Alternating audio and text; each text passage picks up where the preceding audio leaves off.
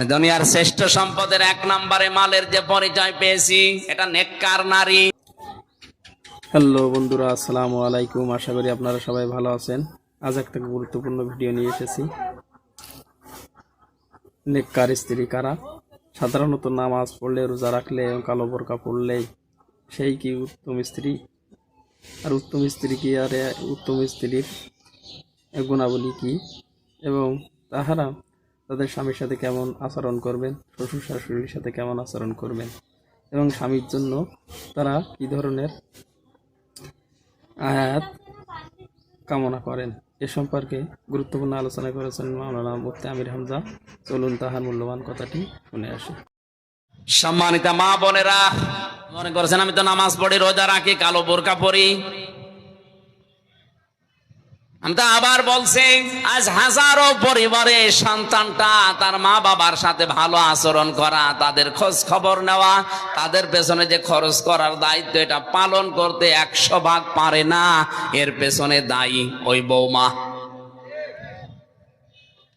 কথাটা যদি সত্য হয়ে গেল, এইটাই বাস্তব।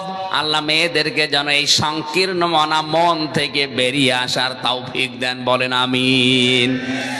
আমি নিজে একজনের জামাই, আল্লাহর কসমে কোরআন আমার সামনে আমি হাতে নিয়ে বলছি, আমি আমার শ্বশুর শাশুড়িকে যে নজরে দেখি, যেভাবে মহব্বত ভালোবাসা দেই, সত্যি করে বলছি প্রত্যেকটা পুত্রবধূ যদি তার শ্বশুর আর শাশুড়িকে এই নজরে দেখতো, কোনো ছেলে তার মা বাবাকে আলাদা করে দিত না।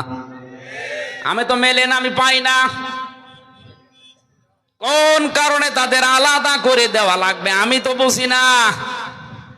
আপনি কি মনে করেন যে আলাদা করে দিলে আমি বেশি খেতে পারবো, আনন্দে থাকতে পারবো?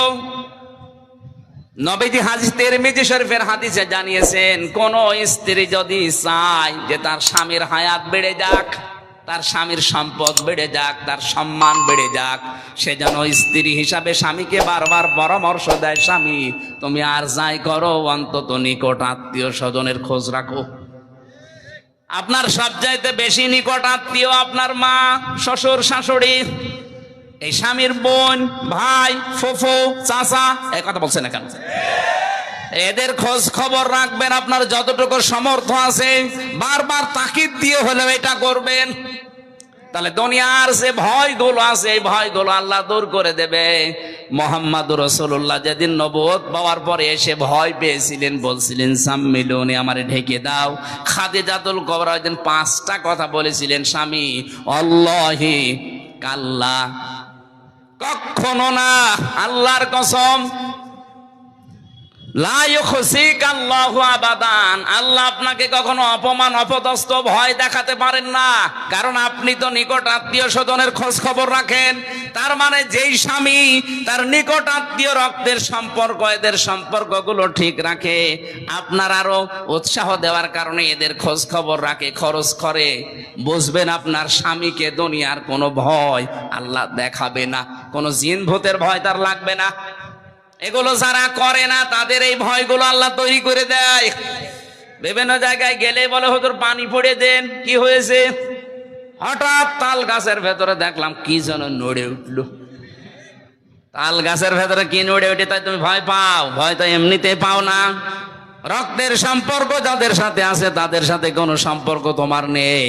ধর্ম আত্মীয় পাতিয়েছে, মাসে 3 বার করে তার কাছে টেলিফোন করে, অথচ নিজের আপন বোন আজ 10 বছর খবর নেয় না। এরকম ভাই নেই দেশে।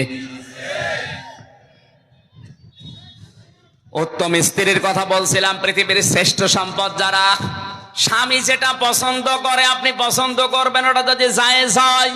3 নম্বরে আপনি স্বামীকে খুশি করার জন্য সাজগোজ করবেন। 4 নম্বরে স্বামীর সম্পদ এবং তার সন্তানদেরকে আপনি ইসলামের পথে চালানোর জন্য চেষ্টা চালাবেন, দেখে শুনে রাখবেন। এই 4টা গুণ যেই মহিলার ভেতরে আছে, আল্লাহর নবী জানিয়েছেন 8টা দরজা আল্লাহ খুলে রাখবে জান্নাতের, যে দরজা দিয়েও প্রবেশ করবে কেউ নিষেধ করবে না, বলেন আমিন।